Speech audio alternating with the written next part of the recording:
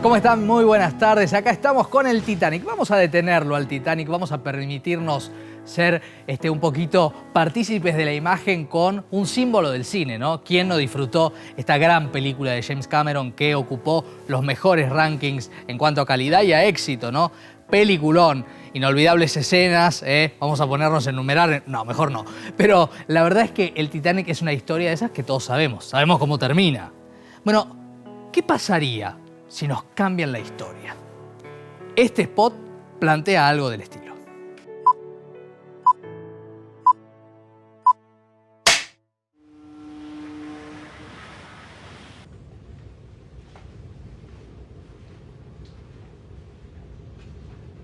Herbal tea, Captain? Chamomile. There's nothing better than chamomile. Oh, blimey.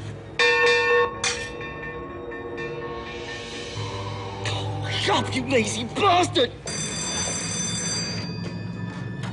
Yes? What is it? Iceberg! A what? Iceberg, sir! Iceberg, sir. Iceberg, port side, sir. He calls that an iceberg. More like an ice cube, sir. Back to your stations, now! I swear, it was right there! You watch too many movies.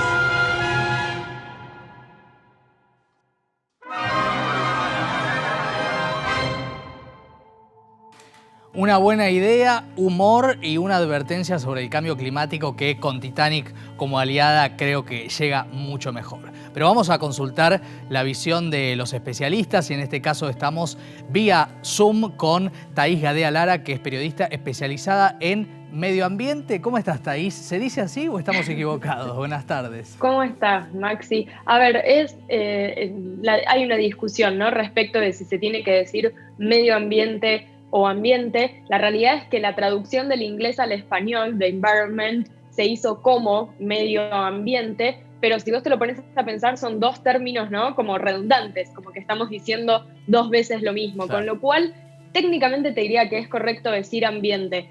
Entonces, con la invitada que es especialista en ambiente, vamos a preguntarte cuál es tu mirada sobre este spot del Titanic y una advertencia que también juega el humor, la ironía, ¿no? Sí, creo que es una buena referencia de un hecho real y una historia después llevada a la ficción por todos, y que también me parece que ese juego, ¿no?, entre la ficción y la realidad demuestra que la realidad está superando a la ficción con el cambio climático. Nos podemos referir recientemente también lo que pasó con las imágenes, ¿no?, de los incendios en California, en donde mucho se hablaba desde la comunicación de imágenes apocalípticas, y no se queda en eso, son imágenes reales y son imágenes que lamentablemente van a pasar a ser, ¿no?, la nueva normalidad si no actuamos antes frente al cambio climático. Ahora, Thaís, si la realidad supera la ficción y para mal, ¿hay espacio para comunicar estas cosas desde el humor, desde la ironía, como hace este spot? Yo creo que sí, en el spot está muy bien logrado. También a veces es como llevar la ironía a lo que a mí me gusta decir como medio la honestidad bruta o la honestidad no, al extremo para generar ese choque, pero mientras se respete también cuál es, ¿no?, la gravedad de la cuestión, me parece que está bien. Yo te diría que veo más desafíos en la comunicación cuando se relaciona mucho el cambio climático con estas ideas apocalípticas, porque si uno le dice a alguien, ¿no?, como que esto se relaciona con el fin del mundo, medio que entonces es, bueno, ya no se puede hacer nada si ese es el destino. Totalmente. Hablando de especialistas en cambio climático, hablamos con Carolina Vera también, vamos a sumar su visión, su mirada, su impronta. Una científica argentina, especialista en todo el tema cambio climático, que ha sido un fenómeno en cuanto a que fue destacada en el mundo entero. Y esto tiene para decirnos. La herramienta que utilizó, ¿no?, un tema conocido, puso en énfasis que había algo que faltaba, que era el iceberg, ¿no? En un momento, y creo que eso llama la atención. como que acerca un problema que quizás mucha gente ve que está alejado de una, a esa imagen que uno espera que choque el barco y no ocurre. Y ese iceberg, ¿por qué no está? Porque nuestro planeta está siendo afectado por un calentamiento global producido por las acciones humanas. Hay ahí también en ese spot un uso del sentido del humor, de la ironía. ¿Te parece que es una herramienta lícita para hablar de cambio climático, ese tipo de herramienta? Yo creo que sí, personalmente. Yo he visto, ¿no? Porque eso, como todos y todas, estamos expuestos a esos spots y he visto muchos tremendistas, ¿no? Cosas con relojes, que el tiempo se acaba y eso a veces genera miedo y el miedo paraliza. En cambio, lo que necesitamos ahora es que seamos conscientes de que el cambio está ocurriendo. Entonces esto, si se usa el humor, bienvenido sea. Y el otro es, ahí sí quizás muestra solo que se está produciendo un cambio. No lo liga quizás con que las personas tenemos algo que ver. Quizás eso es lo que le faltaría, ¿no? Pero es muy difícil sintetizar todo en tan corto tiempo, ¿no? Y además decías algo que tiene que ver con que el miedo no es el camino. O sea que si a vos te llamaran para pedirte asesoramiento para una campaña publicitaria al respecto y van con el miedo, ¿les decís que no? Tal cual. A mí me ha pasado en otros programas que me mostraron otros spots y el spot era de este tipo tremendista, ¿no? Y entonces a mí no me gustaron y alguna gente decía, pero ¿cómo? Pero esto es serio, ¿viste? ¿Qué le vamos a dejar? Sí, una cosa es preocuparnos, otra cosa es tomar conciencia, ser responsables y otra cosa es generar un miedo que a veces lo aleja a las personas porque uno está viviendo y no se siente amenazado tan directamente, entonces hasta aleja el problema, ¿no? Si uno piensa en la naturaleza, piensa en la selva, ¿no? Se nos viene la imagen de ese verde espeso. Pero también ahí hay cosas que pueden estar cambiando y no precisamente para bien.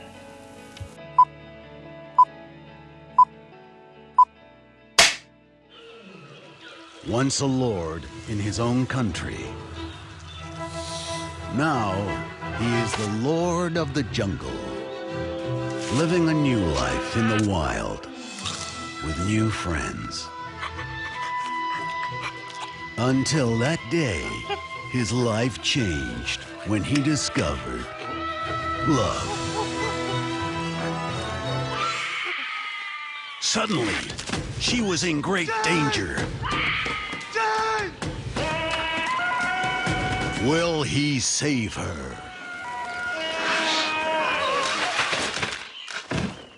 Perhaps we will never know.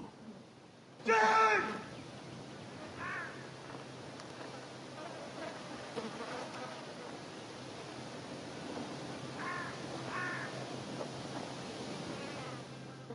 Ese spot muestra, o es el resultado, ese impacto, ¿no? Me queda solo un árbol, está la tierra completamente degradada, desierta, alterada alrededor.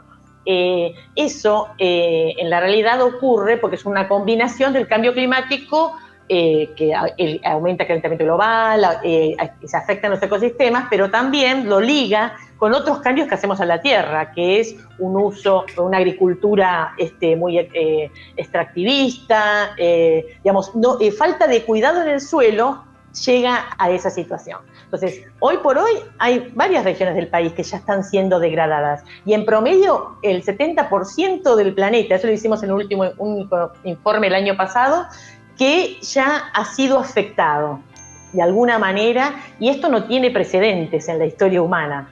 O porque la urbanizaste, porque deforestaste, porque hiciste agricultura de una manera no sostenible. Afectaste cursos de ríos, arroyos, afectaste lagos. Es decir, la actividad humana ya tocó, vamos a decir, de alguna manera el 70% de la zona continental, ¿no? Ahora, si tuviéramos que construir una campaña de comunicación para hablar del cambio climático y de todas estas cuestiones, por ejemplo, ¿estaría bien construir una épica de salvar la Tierra? ¿O qué otras herramientas de comunicación, qué otros sentimientos recomendarías poner en juego? Bueno, el tema de salvar la Tierra más bien es cuidar la Tierra, ¿no? Porque nosotros nosotros, nosotras somos parte de este planeta, ¿no? Y lo compartimos con los animales, lo compartimos con las plantas, ¿no? Hay otros ecosistemas. Entonces, nosotros a su vez necesitamos del agua, necesitamos de los animales para alimentarnos, de los vegetales. El desafío es poder decir que nosotros tenemos que poder vivir en armonía con el resto del planeta, ¿no? Ese es el mensaje, ¿no? Y tampoco no cuidar por cuidar, sino cuidar hasta inclusive porque es beneficioso para las personas, ¿no? Y si te llaman y te dicen, mira Carolina, estamos armando ya una campaña, anda por la emoción, anda por la épica, anda por la esperanza, ¿por dónde vamos? La épica me gusta. Nosotros como humanidad hemos alterado este planeta de una manera sin precedentes, desde la atmósfera, los distintos elementos, pero también tenemos la capacidad de cambiar eso. Entonces, pero para eso necesitas esa épica, ¿no? Esa convicción de que quiero vivir bien y que tenemos las herramientas para hacerlo. Por eso es un problema más social que tecnológico hoy por hoy. ¿En qué afecta nuestra vida cotidiana? ¿Cómo se lo explicamos? Yo no le tengo que explicar a alguien que vive en una zona rural cómo su entorno ha cambiado. Porque o ven que ha aumentado o cambiado la frecuencia de lluvias en su lugar, o que ha aumentado las olas de calor, o que ciertas especies naturales ya no están más. Eso se percibe en las zonas rurales de una manera directa. Y cuando me preguntan a mí, las personas me cuentan estas evidencias. Entonces yo me dedico a confirmar, sí, esto se debe al cambio climático, a esto. En cambio, las personas en las ciudades estamos más alejadas de eso. ¿Ah? ¿Por qué? Porque vivimos en un hábitat que nos aleja de esa naturaleza.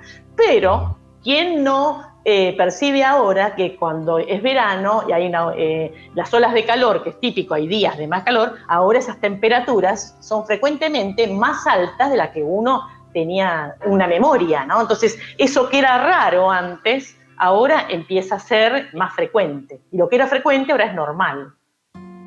Bueno, ¿y cómo lo ves desde el punto de vista de su planteo, desde lo que está mostrando? ¿Exagera, por ejemplo, este spot, Thaís?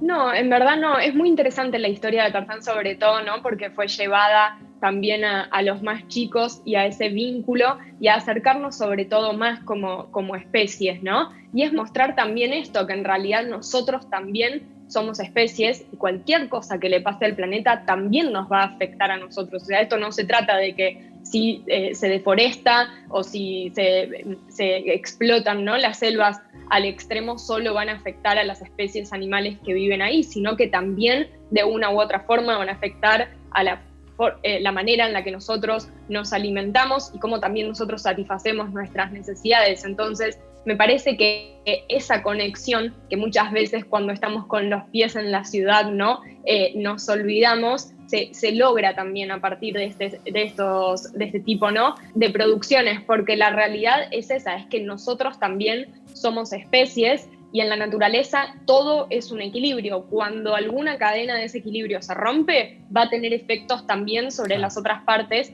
y nosotros nos vamos a ver perjudicados.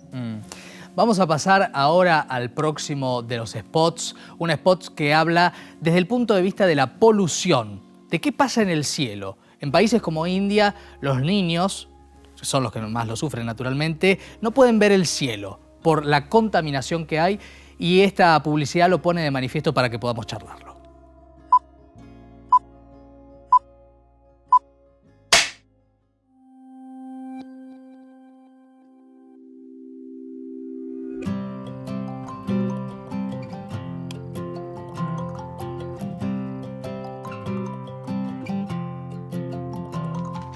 कागज की करवटों में यार मेरा रहता है,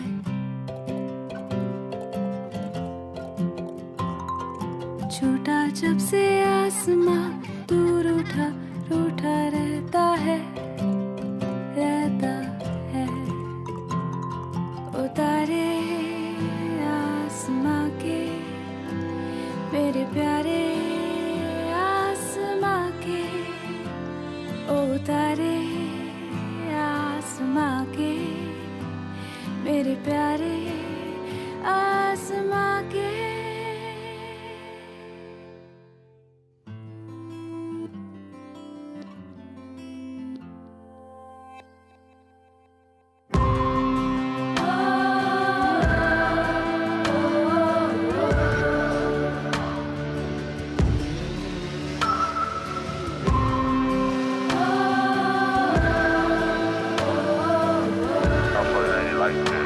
fuck.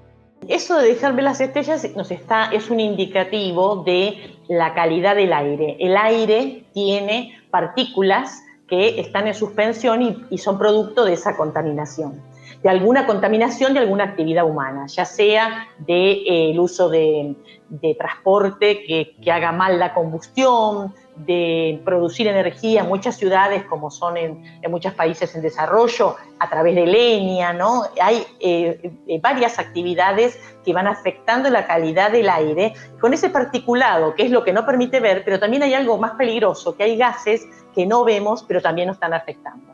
Y eso no está tan alejado de nosotros. Nosotros tenemos la suerte, quizás lo que vivimos en Buenos Aires, que es una ciudad ventilada, pero la calidad de aire está afectando al planeta. Entonces, de nuevo, ahí hay que cambiar hábitos, ¿verdad? Porque si no, dejaremos de ver las estrellas, pero lo más grave es el impacto en la salud humana, ¿no? Y sobre todo en los chicos y chicas. ¿Cuánta conciencia generó, Carolina, la pandemia respecto al tema ambiental? Por ejemplo, de la calidad de aire, al haber mucho menos transporte, el planeta mejoró. La calidad de agua en algunos lugares, algunos animales, ¿no?, que empezaron a aparecer, que antes estaban escondidos. Entonces, son evidencias de lo mal que hacemos cuando estamos en plena vida, ¿no? Y también hay algo que yo creo que la pandemia dejó, a pesar de que puede resultar duro esto, que estamos todos en nuestras casas, en meses, pero que podemos vivir con menos cosas también. ¿Ah? Porque no es que uno igual, a pesar de las dificultades, no estamos en nuestro mejor momento, seguimos siendo felices, hacemos cosas, digamos que no necesitamos tantas cosas para consumir, para ser felices, esa es una. Y entonces si uno consume menos, impacta menos en el planeta, ¿no? Ahí lo individual y lo colectivo juegan un papel importante, ¿no? Porque está bien, uno solo dice cuánto va a cambiar que yo cuide algo, pero si somos millones de personas cambiando un hábito, eso va a tener un impacto. Según la ONU, 9 de cada 10 personas no respiramos aire puro. Ponete a pensar un segundo. Es tremendo, ¿no? Y hay spots que nos lo muestran, porque es una realidad que tenemos que cambiar.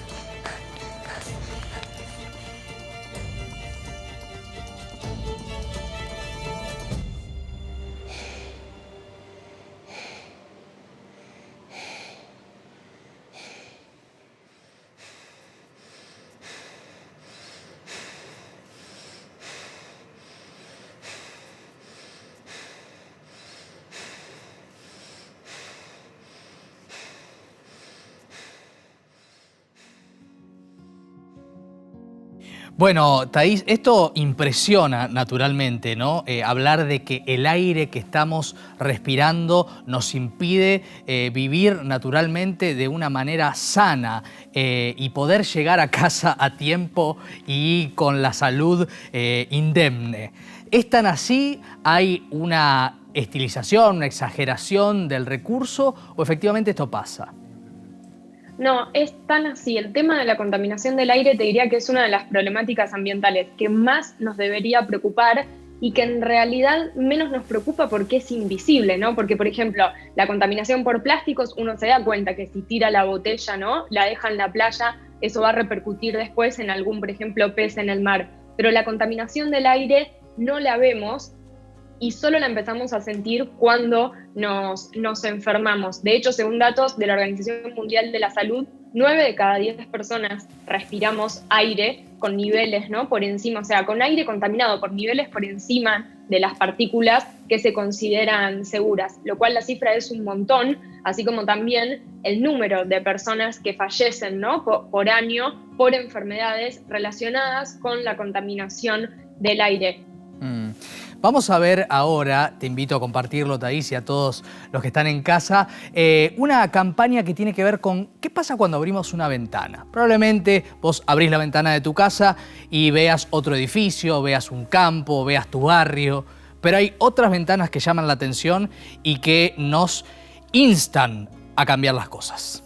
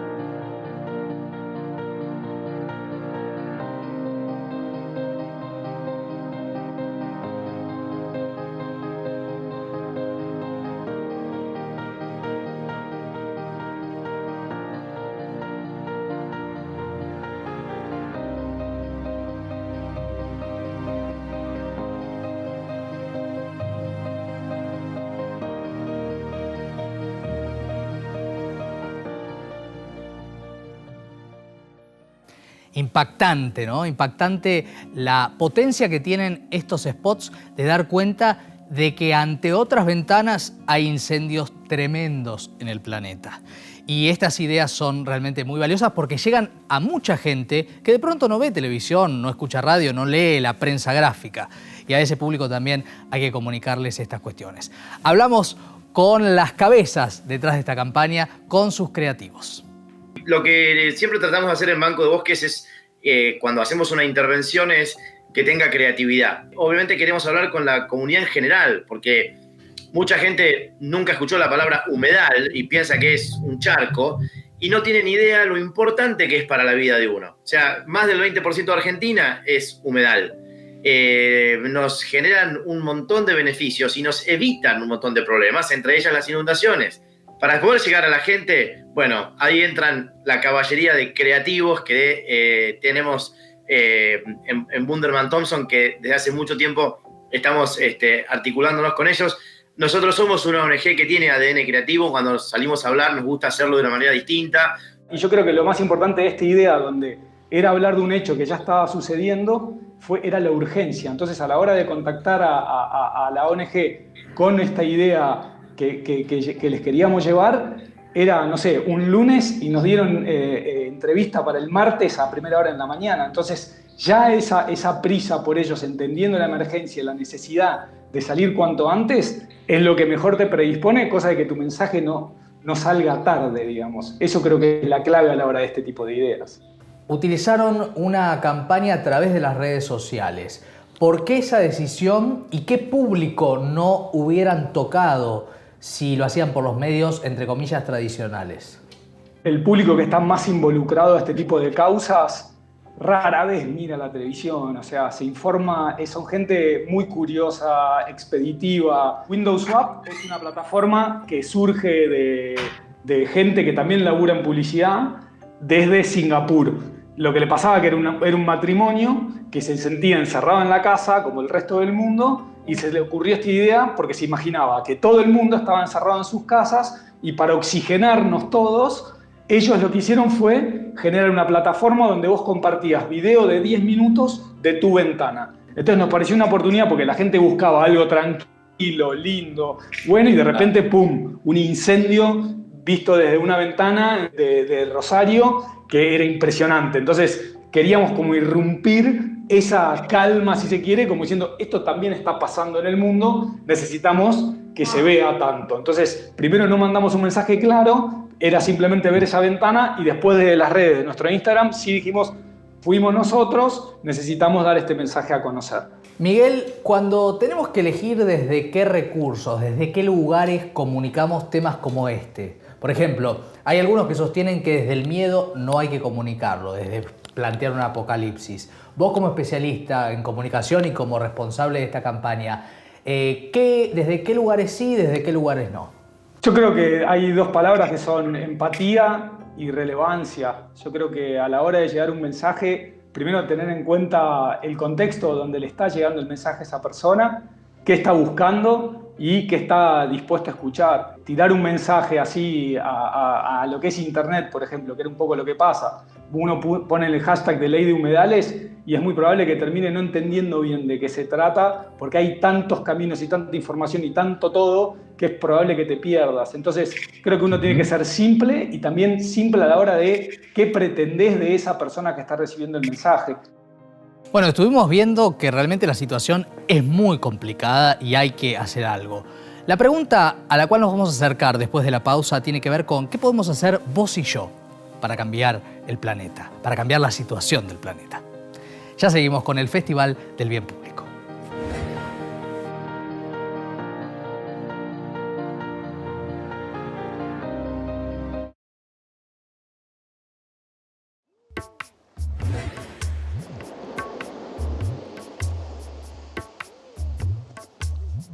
Seguimos en el Festival del Bien Público y ahora, a punto de ver el próximo spot, vamos a hablar con Thaís Gadea Lara, que sigue acompañándonos en el programa, respecto de, Thaís, ¿cuánto importa la actitud de cada uno de nosotros? Porque uno puede decir, bueno, pero yo voy a cambiar el planeta. ¿Qué se le responde a esto? Sí, o sea, acá me parece que lo importante es que las acciones no tienen que venir de un solo actor, sino que todos, ¿no?, tenemos que contribuir, porque siempre es muy fácil sino decir, bueno, desde los gobiernos o desde las empresas, en realidad todos, gobierno, o sea, sector público, sector privado, y también nosotros como ciudadanos tenemos que contribuir. Hay algunas problemáticas ambientales en las que más nos podemos, ¿no?, involucrar cambiando hábitos cotidianos, y hay otras que quizás nos requieren más activos en pedirle a esos otros actores que se involucren, pero somos parte también, ¿no?, de los que tenemos que hacer los cambios. Ahí está la cuestión, ¿no?, en entender que dejamos una huella y en pensar, bueno, qué tipo de huella queremos dejar nosotros con nuestras acciones. Totalmente, y además es tan interesante el cambio, ¿no?, la posibilidad del cambio, que lo vamos a ver en una campaña que se hizo en la querida y cercana ciudad de Montevideo, en el Uruguay, donde se planteó esto, lo cultural en relación a los vínculos que tenemos con cuidar el ambiente, cuidar el planeta. Justamente tiene que ver con esto, tiene mucha simpatía y es un spot que vale la pena para pensar juntos. Míralo.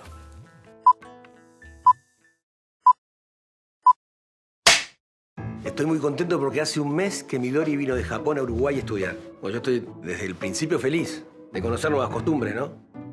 La sabiduría milenaria, o sea, la inquietud, ¿no?, de ampliar los horizontes, ¿no? Y yo me adapté enseguida, como un camaleón, hasta yo me sorprendí. Fue increíble, una conexión de no habla una palabra español, te miro, me mirás, te entiendo. A la familia un poco le costó. Al principio un poco costó, pero bueno. Claro, está el choque de culturas, ¿no? No es fácil, no todos nos adaptamos tan rápido. Salimos con Midori, por supuesto, vamos Midori, vamos a hacer tus cosas. ¿Y qué pasaba? Los vecinos nos miraban como bichos raros. Ojo, ella también se adaptó a nuestras costumbres, ¿eh? Después entendimos todos que tenemos más cosas en común de las que pensábamos. Al final, esto de cuidar el ambiente no era tan difícil. Es una cuestión de costumbre. Integra nuevas costumbres. Cuida el ambiente. Intendencia de Montevideo. ¿Cuánto de todo eso que contaminamos es cultural? ¿En Japón de verdad hacen las cosas tan distintas de lo que podemos hacer en el Río de la Plata? Bueno, vamos a desasnarnos. Vamos a hablar con la agregada cultural de Japón en nuestro país. Sí, me pareció muy curioso y muy simpático el anuncio que hicieron y es un orgullo que se conectara algo saludable al medio ambiente con Japón, ¿no? Sí, en Japón desde pequeño se cuida uno no solo en el espacio privado, sino también el público, también como privado. Para ustedes, ¿desde cuándo está esa conciencia de cuidar la calle como si fuera parte de la casa propia? No sé, tal vez desde la educación primaria o de más pequeño, incluso desde el jardín. Tenemos tiempo de limpieza en la educación, en la escuela.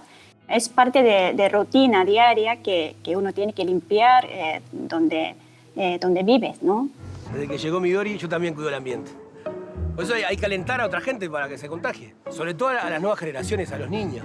Porque ellos tienen el cerebro como una esponja, ¿no?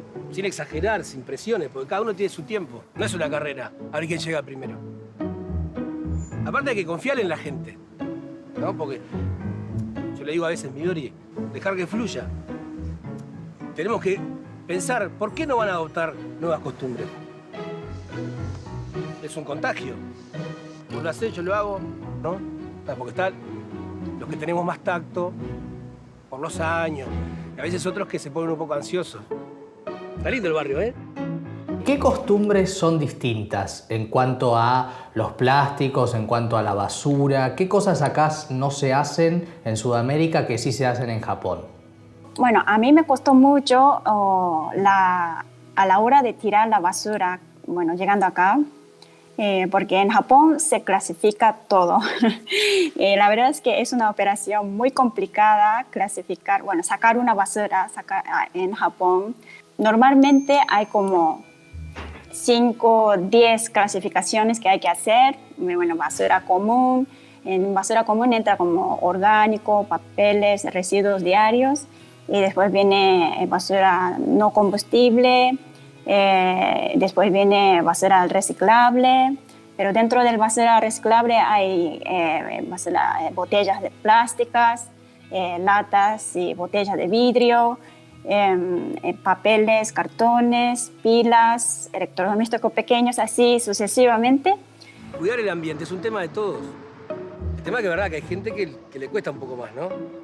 Ahora, cero imposición. Vos con tu libertad tenés que encontrar el camino.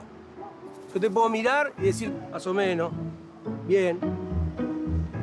Yo le decía, a mí me emociona saber que hay gente que se suma y adopta nuevas costumbres. Es una cuestión de respeto, de solidaridad.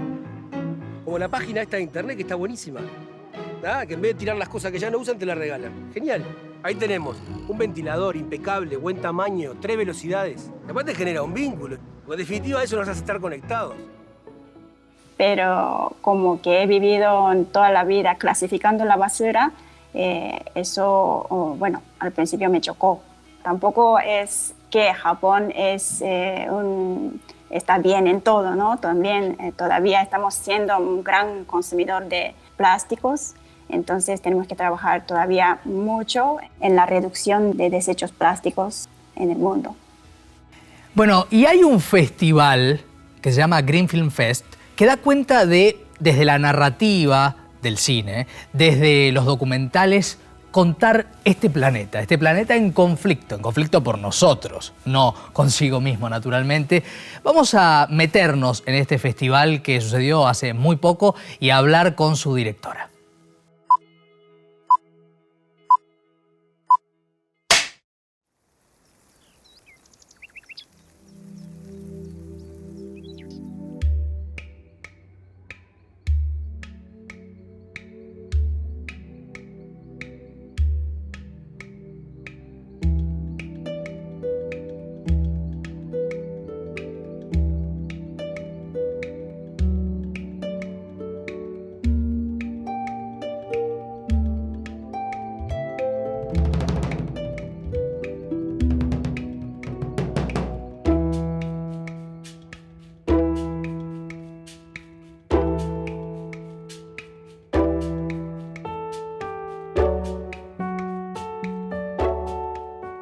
La verdad que este festival surgió en el año 2010, cuando a mí me llegan los derechos de la película Home, La Tierra Vista desde el Cielo de Jean Arthus Bertrand, y con mi marido, que es de la industria del cine, decidimos hacer un evento gratuito al aire libre en la Plaza de la Flor, un 5 de junio, Día Internacional del Medio Ambiente. Era el lanzamiento simultáneo en todo el mundo y dijimos, bueno, tiene que ser gratuito y tiene que ser en contacto con la naturaleza, más allá de estar en el hemisferio sur y que sea invierno. Y la verdad que la noche anterior me fui a dormir llorando, diciendo, ¿quién va a ir a ver una película ambiental en invierno? Y para la felicidad de todos, se llenó la plaza y eso fue como un signo muy importante para nosotros, porque nos dio la pauta de que en realidad la gente quería ver este contenido y el problema principal era que no llegaba a la Argentina. Apelando a qué herramientas, a qué sentimientos conviene comunicar el tema ambiental. Nosotros intentamos que sean películas positivas que inspiren a un cambio de conducta desde una alternativa. Entonces, por lo general, las películas son inspiradoras y motivan, y el cambio se genera, creemos que desde el amor, porque si yo te muestro 10 películas del fin del mundo y probablemente salgas y te deprimas y te tires en tu cama y no hagas nada. De esta última edición que terminó hace poco, si tuvieses que elegir una o dos películas que simbolizan los desafíos y demás, ¿cuáles destacarías? Biggest Little Farm, que es esta pareja que se muda a la granja para vivir en armonía con la naturaleza. Me parece que es muy linda y está muy bien hecha y está filmada durante 8 años y creo que eso es lo interesante, ¿no? Que no es nada ni tan bueno ni tan malo, sino es un proceso. Y se me ocurre, qué sé yo, me parece que hay una película con el gran actor Jeff Bridges que se llama Living in the Future Past, que habla de toda la crisis climática y para el que tiene un primer acercamiento a lo que es el cambio climático, es una muy buena película para entender qué está pasando. Hay mucho por hacer, evidentemente, contra el cambio climático. Hay una actitud individual. Thaís Gadea Lara, siempre un placer tenerte. Muchísimas gracias. Por favor, gracias. Un placer conversar sobre estos temas. Y en un rato nada más, los que hacen bien público. Hoy, 2 grandes artistas y una propuesta que, te digo la verdad, nos va a impactar mucho, porque es verdaderamente extraordinaria. Ya seguimos.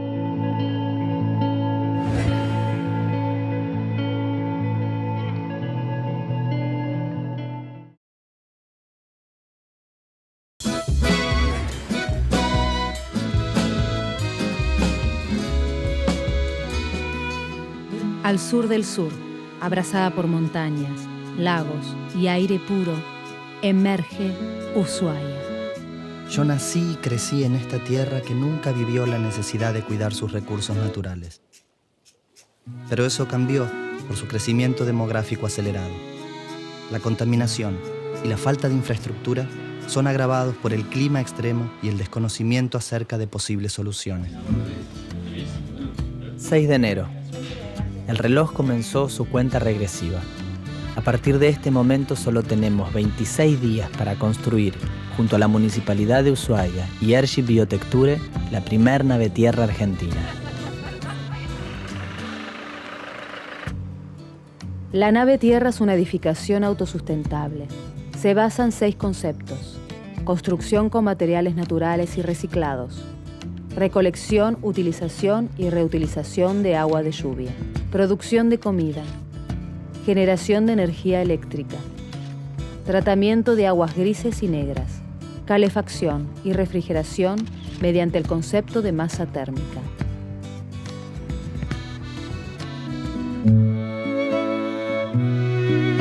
Y nos encanta este momento del programa porque hablamos con aquellos que hacen bien público, con esos que deciden movilizarse en favor de los otros, en favor del planeta también.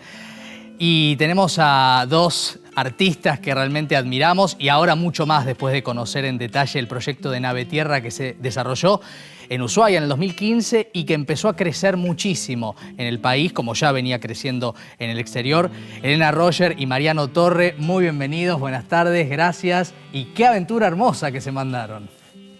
Qué lindo, sí, hermosa aventura. Así fue, aventura. Uno de mis grandes sueños, poder construir. Vos sabés que sufría que tenía que ir a Nueva York a hacer Evita, porque decía, ay, mirá, si justo como estoy en Nueva York se da lo de la casa en Ushuaia, me quiero matar, no voy a poder.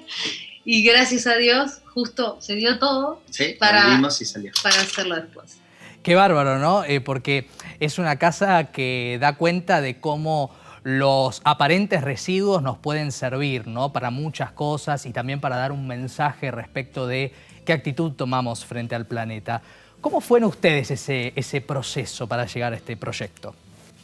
Mira, estábamos pensando cómo construir en Barracas nuestra casa y queríamos hacerla un poco más amigable con el entorno.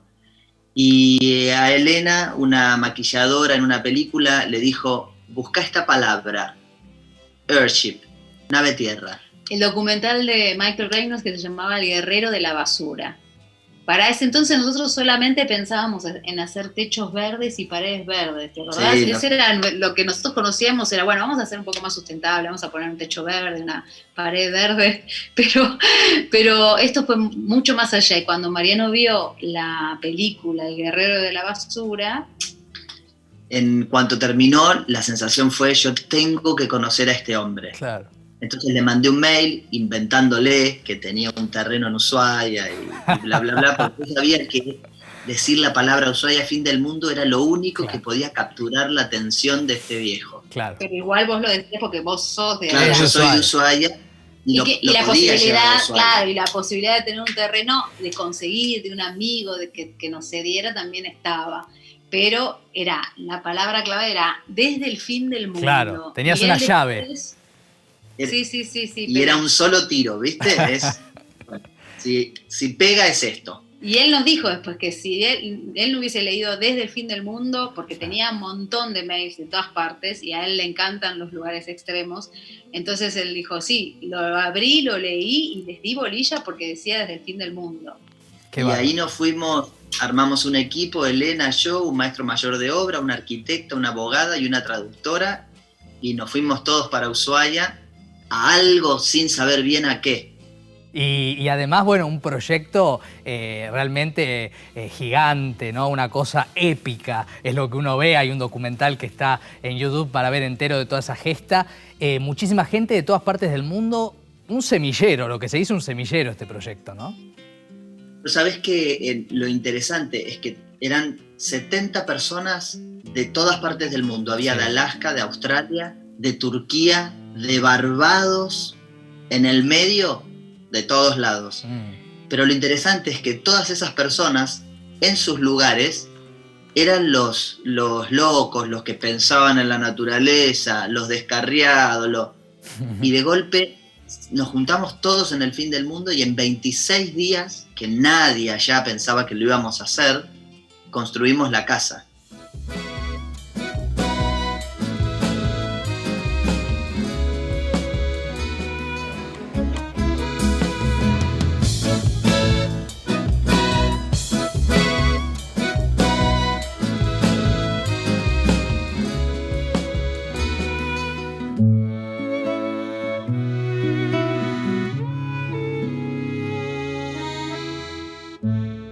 ¿Sabés lo que es muy interesante de esto? Que lo que enseña es que la basura la vemos nosotros en nuestra concepción mental. Que pasa a ser que en lugar de basura, cuando empezás a trabajar con estos residuos, lo que ves es un material de construcción. Claro. Y eso pasa en todos los aspectos. Dejás de ver basura en lo que uno produce. Esos residuos eran originalmente de Ushuaia, de la misma ciudad, ¿no? Claro, nosotros cuando llegamos nos dimos cuenta que Ushuaia tenía todos los problemas que subsanan las naves tierra, que es un lugar de acopio, un basural detonadísimo que ya no daba abasto con lo que recibía, las cloacas, la vivienda, el acopio de basura, los neumáticos. Comentaba que en Ushuaia todos los autos tienen 2 juegos de neumático, los de invierno con clavo y en verano sin clavo. Entonces el parque automotor tiene que ya es grande, tiene el doble de cubiertas. Y estas quedan en un basural a cielo abierto, amontonadas, con lo cual todo lo que traía la nave era muy funcional a la ciudad. Podía realmente ser, imagínate que con el campo de neumáticos vos hagas un barrio, y con las botellas, que por suerte Ushuaia tenía un programa de separación de basuras. Entonces nosotros fuimos como a un shopping de elegíamos los colores de las botellas que queríamos, el tamaño del neumático. Todo eso pasa a ser un corralón de materiales. Claro. Elena, vos venías de hacer Evita en Nueva York, venías de que te cayeran las rosas, digamos, ¿no? Con la ovación de la gente, la Argentina de pie, la previa de Piaf, bueno, tanta cosa que nos hace admirar tu carrera. ¿Qué le pasa a la mujer detrás del artista viniendo de un gran escenario por todas deseado y todos deseado también a algo tan conectado con el ser humano? ¿Qué te pasó ahí? Bueno, yo hace muchos años, o sea, desde la adolescencia que vengo conectada con este tema. Y después, cuando comencé mi carrera artística, abandoné un poco esa cosa activista, ¿no? Pero siempre en mi cabeza, sintiendo esta necesidad de accionar, hacer algo por el planeta, ¿no? Hacer algo por nuestro hábitat, por la naturaleza. Y bueno, cuando empecé a tener como voz, un poco de voz, ¿no? Como que me podían llegar a escuchar, siempre empecé a decir en las entrevistas que era lo que a mí me sucedía con esto.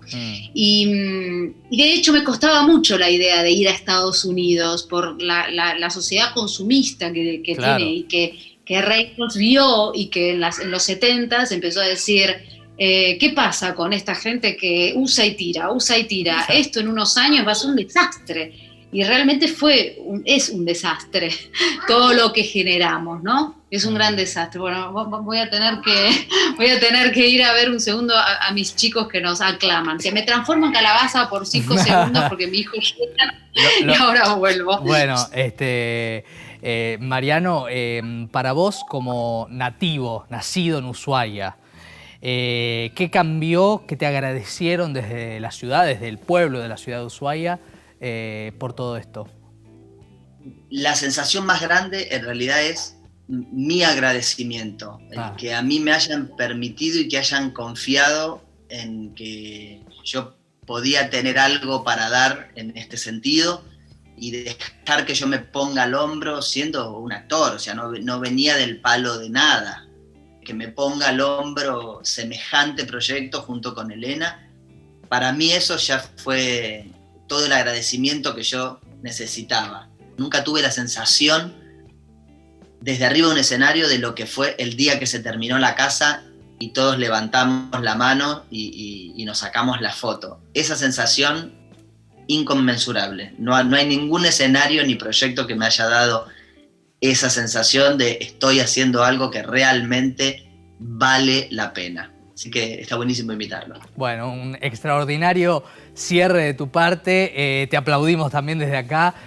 Saludos para Elena, saludos para vos. Felicitarlos por esta maravillosa propuesta y que la gente pueda revivir en el canal de YouTube justamente el documental para conocer el proyecto en detalle. Así que felicitaciones Mariano, felicitaciones Elena también y gracias por la comunicación. Muchas gracias y buenas noches. Gracias Mariano, gracias Elena, Roger, la verdad que un proyecto bellísimo y conmovedor. Con este tipo de ejemplos nos encanta cerrar el programa. La próxima semana seguimos haciendo desde la primera persona y desde la creatividad el Festival del Bien Público. Chau, gracias.